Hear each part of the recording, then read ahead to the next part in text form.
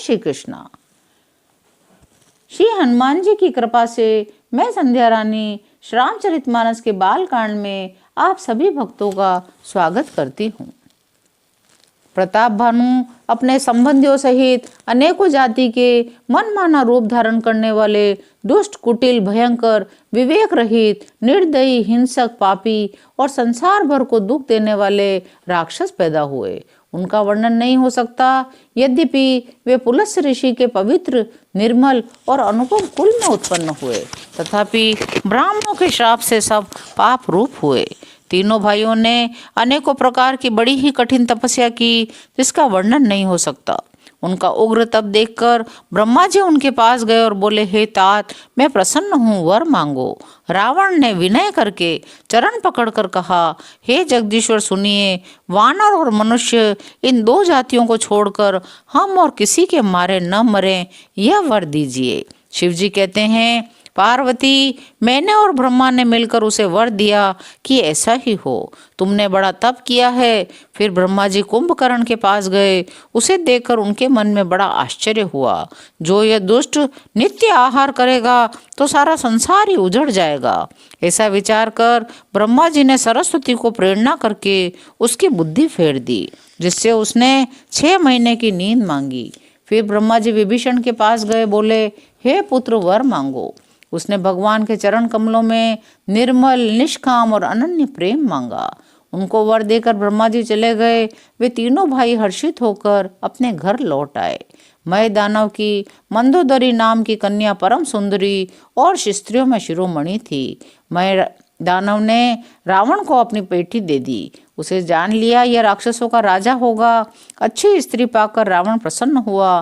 फिर उसने जाकर दोनों भाइयों का विवाह कर दिया। समुद्र के बीच में त्रिकूट नामक पर्वत पर ब्रह्मा का बनाया हुआ एक बड़ा भारी किला था।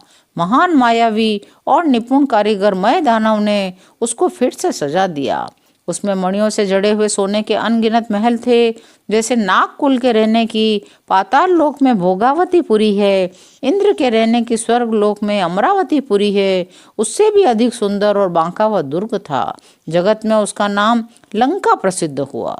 उसे चारों ओर से समुद्र की अत्यंत गहरी खाई घेरे हुए है। उस दुर्ग के मणियों से जड़ा हुआ सोने का मजबूत परकोटा है, जिसकी कारीगरी का वर्णन नहीं किया जा सकता। भगवान की प्रेरणा से जिस कल्प में जो राक्षसों का राजा होता है, वही शूर, प्रतापी, अतुलित बलवान अपनी सेना सहित उसी पुरी में बसता है। पहले वहां बड़े बड़े योद्धा राक्षस रहते थे। देवताओं ने उन सबको युद्ध में मार डाला। अब इंद्र की प्रेरणा से वहां कुबेर के 1 करोड़ रक्षक यक्ष लोग रहते हैं। रावण को कहीं ऐसी खबर मिली, तब उसने सेना सजाकर किले को जा घेरा। उस बड़े विकट योद्धा और उसकी बड़ी सेना को देखकर यक्ष अपने प्राण लेकर भाग गए। तब रावण ने घूम फिरकर सारा नगर देखा। उसके स्थान संबंधी चिंता मिट गई। उसे बहुत सुख हुआ। उस पुरी को स्वाभाविक ही सुंदर और बाहर वालों के लिए दुर्गम अनुमान करके रावण ने वहां अपनी राजधानी कायम की। योग्यता के अनुसार घरों को बांटकर रावण ने सब राक्षसों को सुखी किया। एक बार वह कुबेर पर चढ़ दौड़ा और उससे पुष्पक विमान को जीत कर ले आया। फिर उसने जाकर एक बार खिलवाड़ में ही कैलाश पर्वत को उठा लिया। मानो अपनी भुजाओं का बल तोलकर बहुत सुख पाकर वहां से चला आया।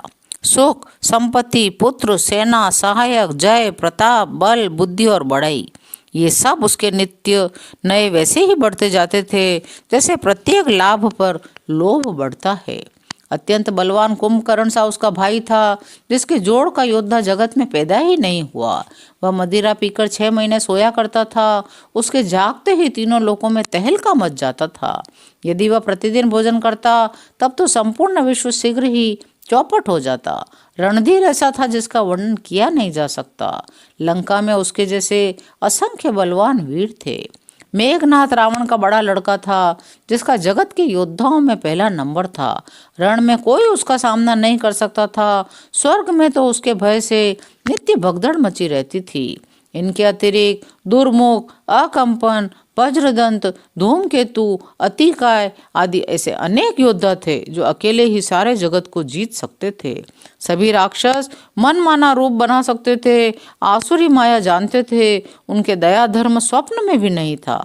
एक बार सभा में बैठे हुए रावण ने अपने अगणित परिवार को देखा। पुत्र, पौत्र, कुटुंबी, सेवक ढेर के ढेर थे। सारी राक्षसों की जातियों को तो गिन ही कौन सकता था। अपनी सेना को देखकर स्वभाव से ही अभिमानी रावण क्रोध और गर्व में सनी हुई वाणी बोला, हे समस्त राक्षसों के दलों, सुनो, देवतागण हमारे शत्रु हैं। वे सामने आकर युद्ध नहीं करते, बलवान शत्रु को देखकर भाग जाते हैं।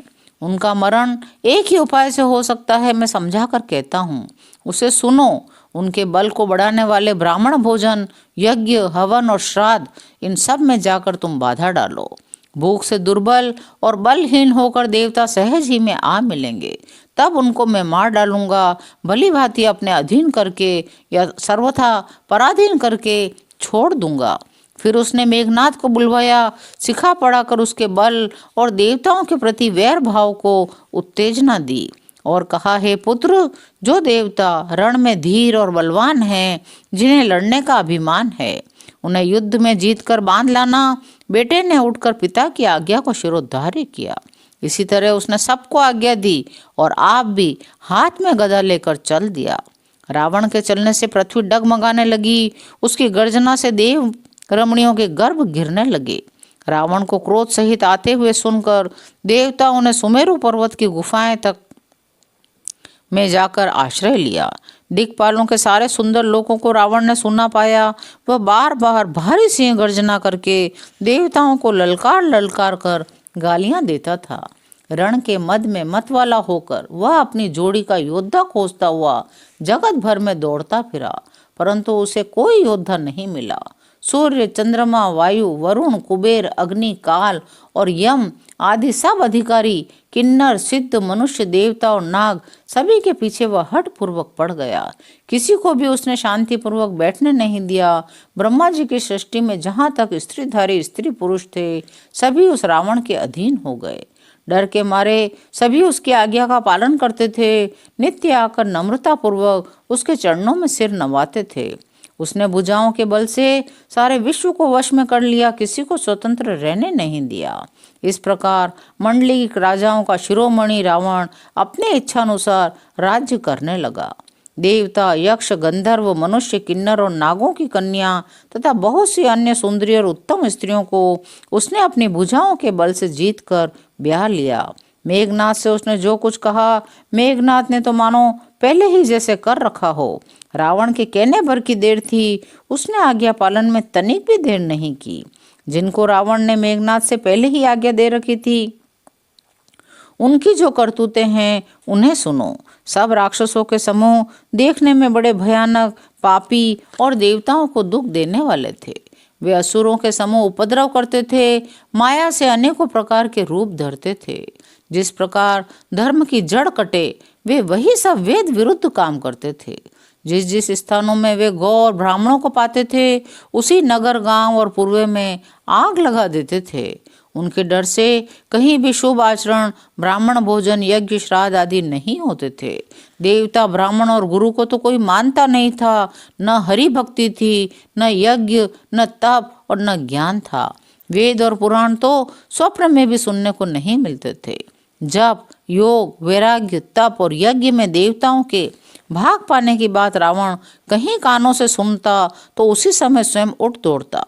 कुछ भी रहने नहीं पाता, वह सबको पकड़कर विध्वंस कर डालता था। संसार में ऐसा भ्रष्ट आचरण फैल गया कि धर्म तो कानों में भी सुनने में नहीं आता। जो कोई वेद और पुराण कहता, उसे बहुत तरह से त्रास देता और देश से निकाल देता। राक्षस लोग जो घोर अत्याचार करते थे, उसका वर्णन नहीं किया जा सकता। हिंसा पर ही जिनकी प्रीति है, उनके पापों का क्या ठिकाना। आज की कथा यहीं विराम लेती है। शेष अगले अंकों में। जय श्री राम।